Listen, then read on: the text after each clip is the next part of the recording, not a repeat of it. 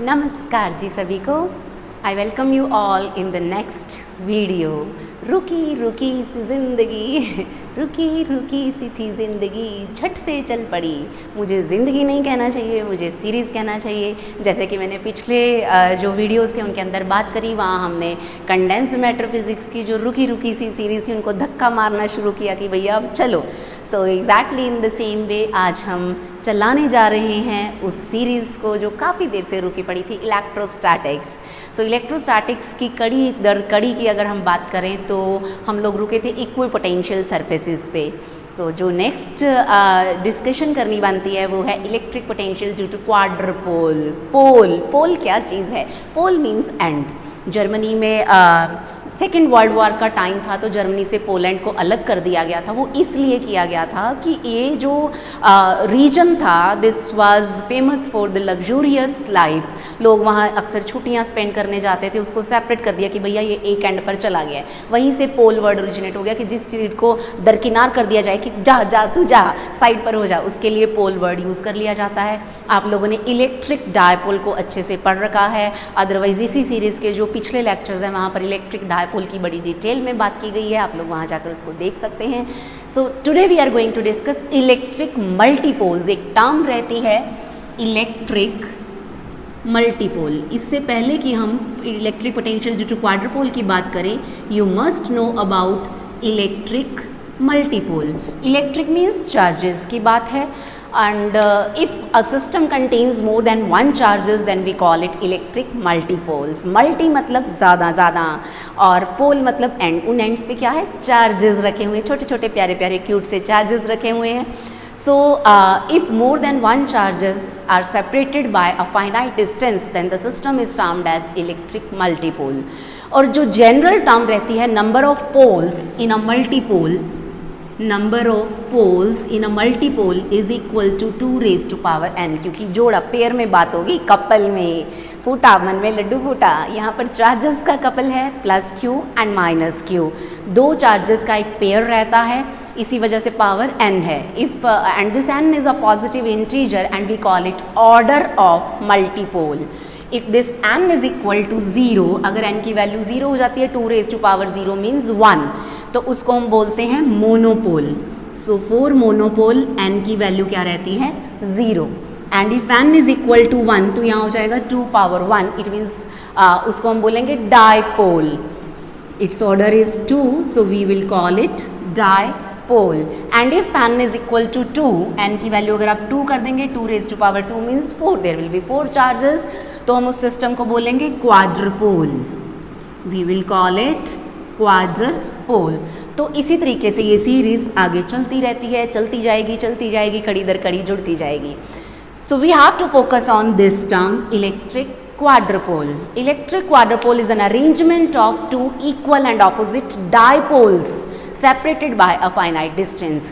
Equal and opposite charges को आपको पता है कि आप इसको इलेक्ट्रिक डायपोल बोलते हैं, और equal and opposite dipoles को जब एक दूसरे के क्लोज ले आएंगे, पास पास आते जाओ, तुम पास मैं पास, तो वो जो दो डायपोल्स एक दूसरे के पास आकर एक पर्टिकुलर डिस्टेंस पर रुक जाते हैं तो उसको हम बोलते हैं quadrupole. So arrangement of two equal and opposite electric dipoles separated by a finite distance is called electric quadrupole. Now, when two dipoles are arranged, there are two types of geometries which are possible, and depending on that, electric quadrupole can be classified into two types. Electric quadrupole is of two types. एक रहता है linear quadrupole, and another one is planar क्वाड्रपोल। एक linear क्वाड्रपोल है और दूसरे को हम बोलते हैं प्लानर, या फिर हम बोल सकते हैं two dimensional structure of electric quadrupole. Linear quadrupole lateral arrangement रहती है ये। लीनियर मतलब अलोंग लाइन, लेटरल मतलब अलोंग द परपेंडिकुलर। जैसे ये मार्कर है, इस तरीके से इसको हमने रख रखा है, तो इसकी इस लेंथ के along what ever you will be measuring, तो हम बोलेंगे कि वो लीनियर है, वो लॉन्गिट्यूडनल है। और ये इस डायरेक्शन में perpendicular to the length whatever I will be measuring, I will call it lateral measurement. और अगर इसको इस तरीके से रख दिया, आप ज़्यादा चालाक बन जाएं कि नहीं जी मैंने तो मार्कर ऐसे नहीं, मुझे तो ऐसे पकड़ना क्योंकि लिखा ऐसे जाता है, तो लॉन्गिट्यूडनल ये वाली हो जाएगी लीनियर, एंड लेटरल हो जाएगा दिस वन। लॉन्गिट्यूडनल होता है अलोंग लेंथ, लीनियर होता है along length along the line, and lateral होता है perpendicular to the length. So linear quadrupole क्या होता है, एक अरेंजमेंट होता है when two dipoles are arranged along a line.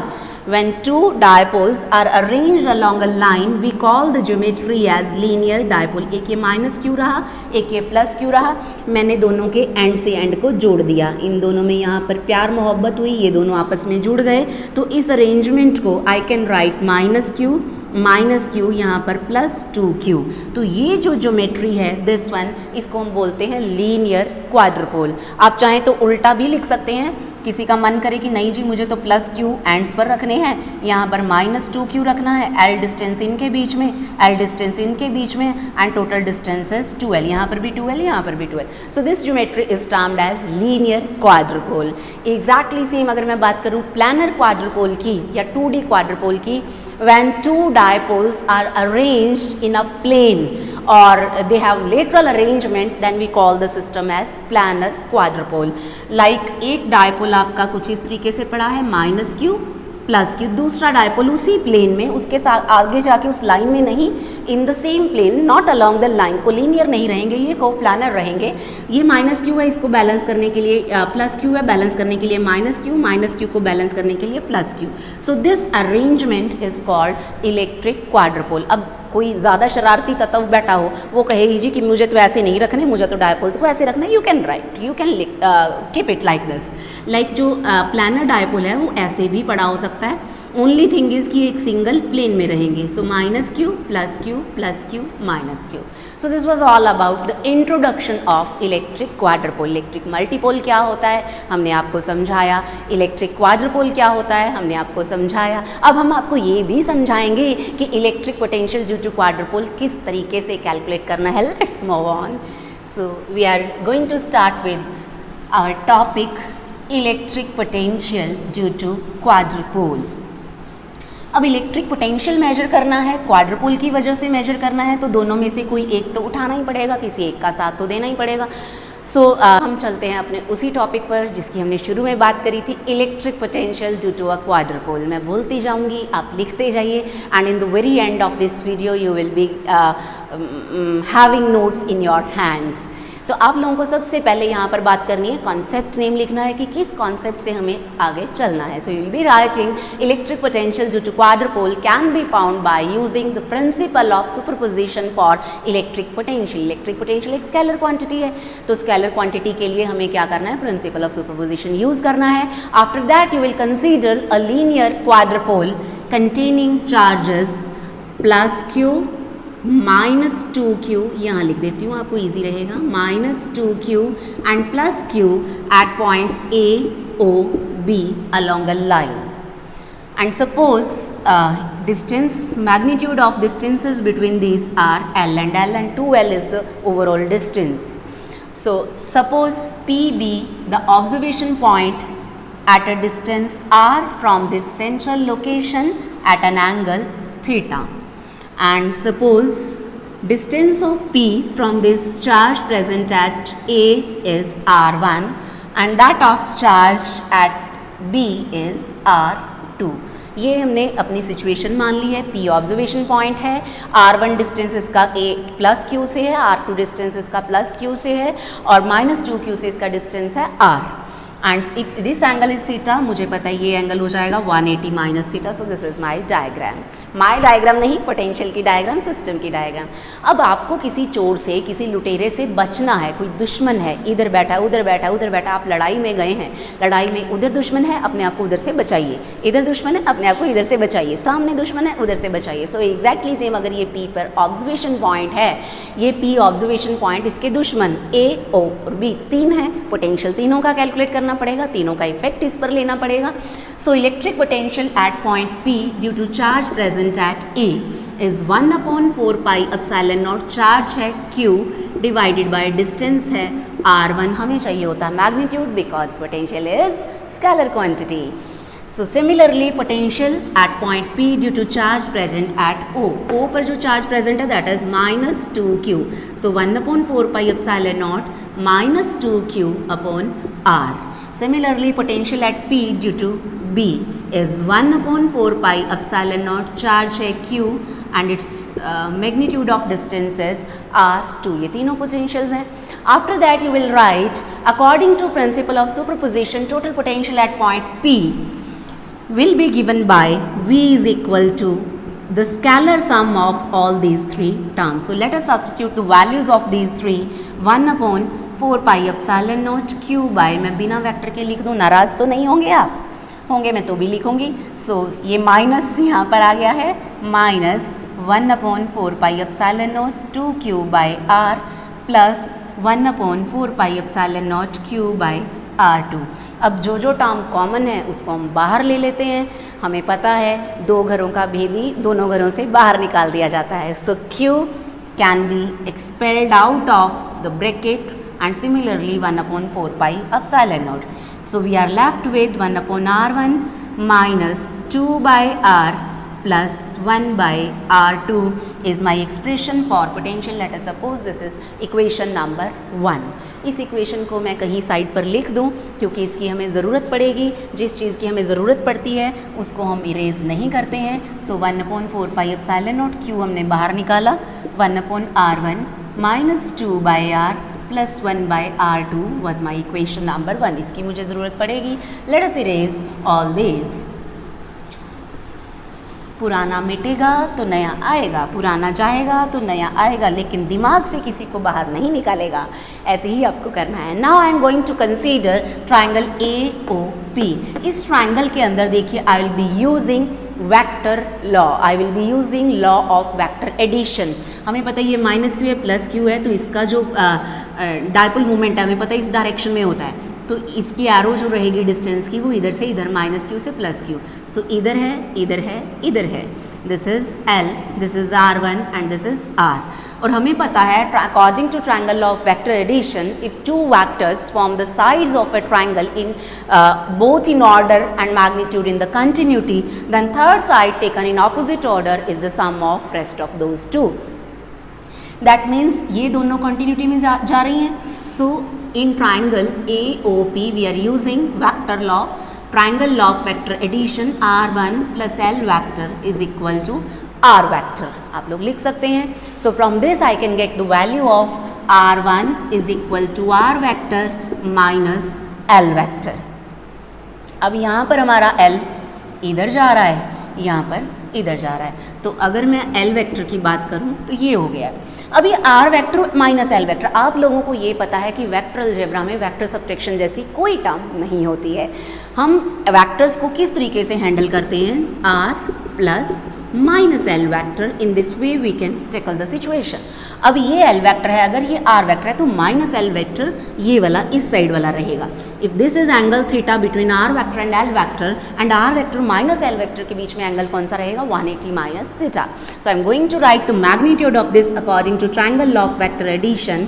This will be R square plus L square plus 2RL cos 180 minus theta under root.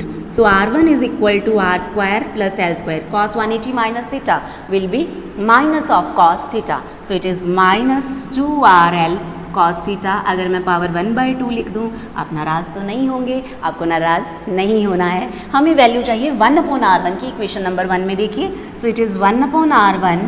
I can write it 1/R square plus L square minus 2RL cos theta power 1/2। Again हमें जो चीज़ common जाती नज़र आ रही है हम उसको common लेंगे। मैं R² हर टर्म में से बाहर निकालूंगी, तो बाहर रूट से बाहर आके ये R रह जाएगा 1 + L/R² minus 2L/R cos theta power 1/2। आपको लगेगा कि यहाँ पर तो R² है नहीं, तो कॉमन कैसे निकाला?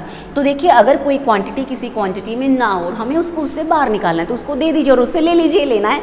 तो मैंने क्या किया, R² से मल्टीप्लाई, R² से डिवाइड, मल्टीप्लाई वाला R² बाहर ले लिया, डिवाइड वाला R² यहीं रह गया। एग्जैक्टली सेम यहाँ पर एक R था, एक R से मल्टीप्लाई किया, एक R से डिवाइड किया, 2 R बाहर ले लिए, एक उसके पास रह गया।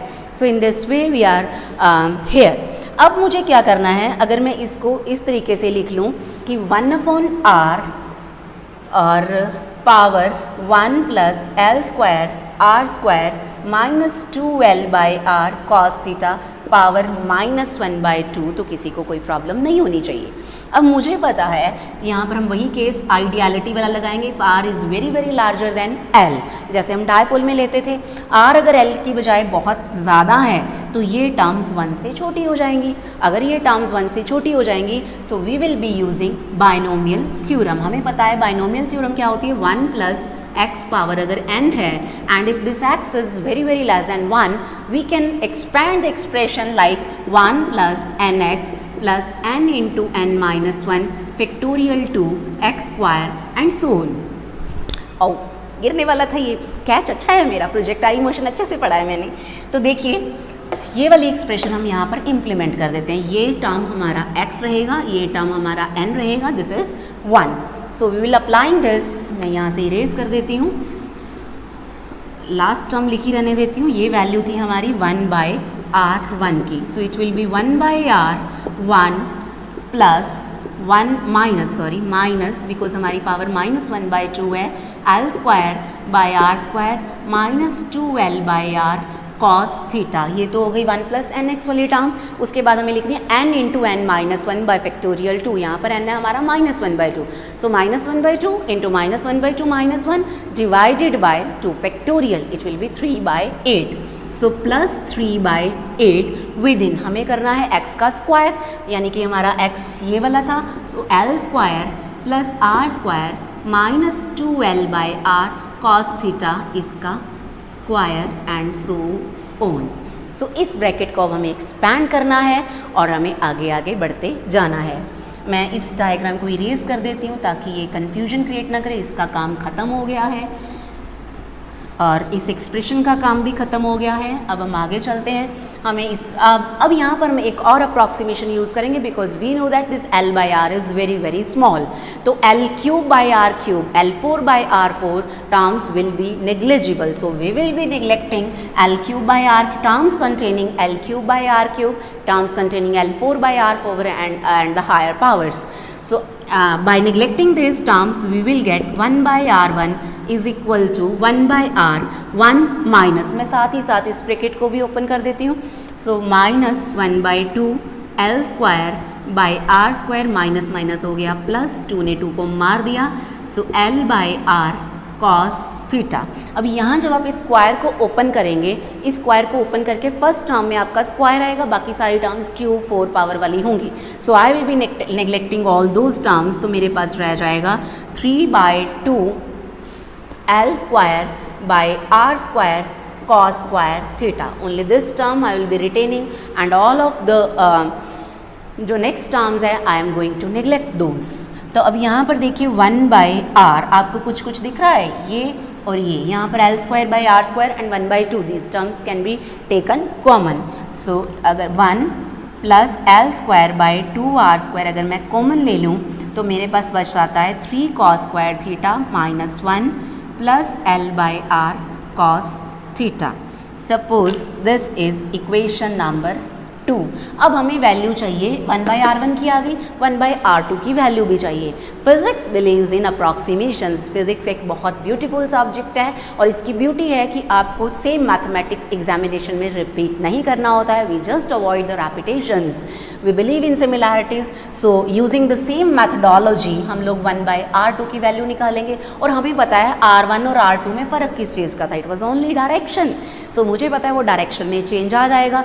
सो by incorporating that negative sign into the expression I will write the similar expression on the similar basis. I will not repeat the mathematics, यहाँ पर मैं लिखूंगी similarly we get the value of r2। So let's do this.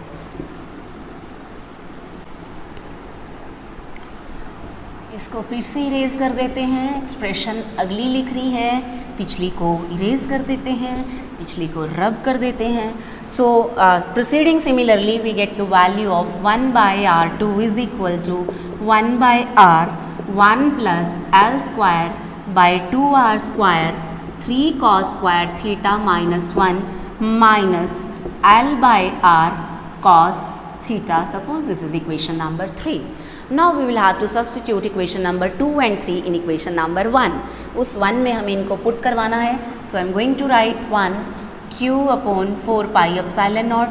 देखिए सबसे पहले हमें value put करवानी है 1/r1 की।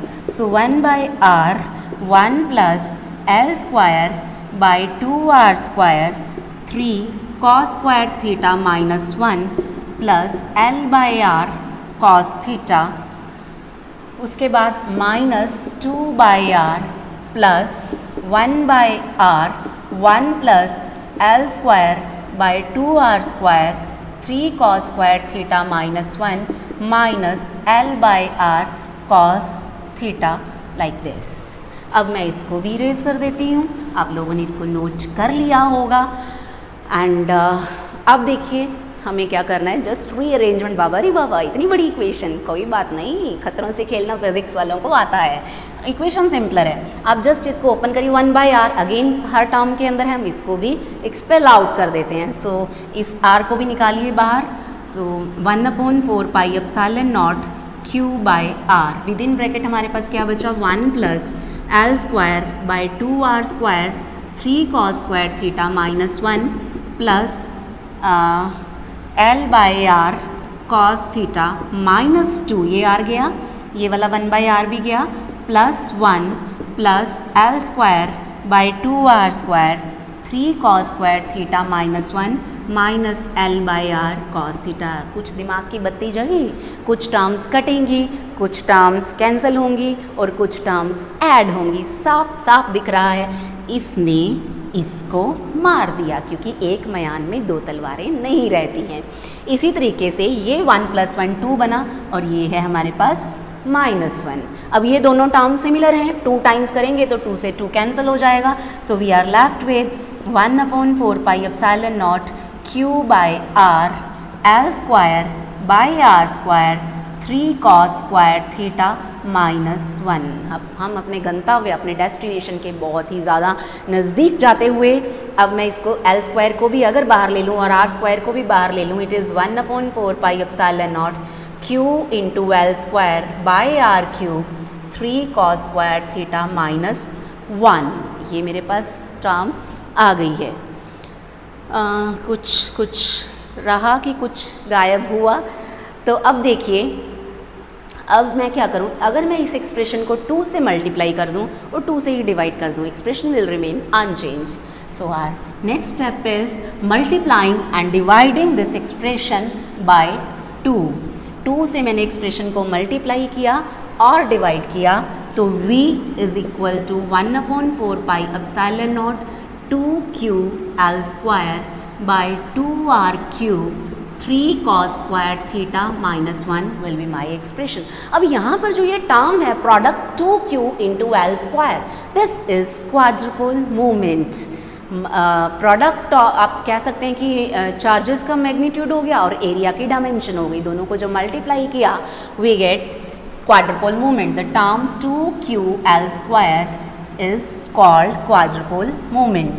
तो potential due to quadrupole in terms of quadrupole movement क्या रहेगा, v is equal to 1/4 pi epsilon naught qd upon 2r cube 3 cos square theta minus 1, ये एक्सप्रेशन आ गई है। यहाँ से v देखिए, it is inversely proportional to R cube.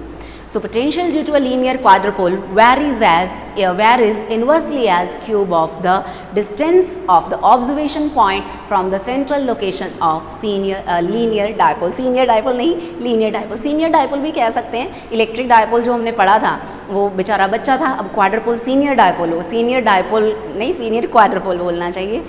So potential due to linear quadrupole varies inversely as cube of distance of the observation point from the quadrupole। सो ये थी कहानी potential due to dipole की, sorry not dipole, it was quadrupole. उसके बाद potential due to मल्टीपोल्स की बात हम करेंगे एंड कड़ी दर कड़ी पौड़ी पौड़ी पौड़ी चढ़ते जाओ, जय माता दी कहते जाओ। So till then, thank you so much.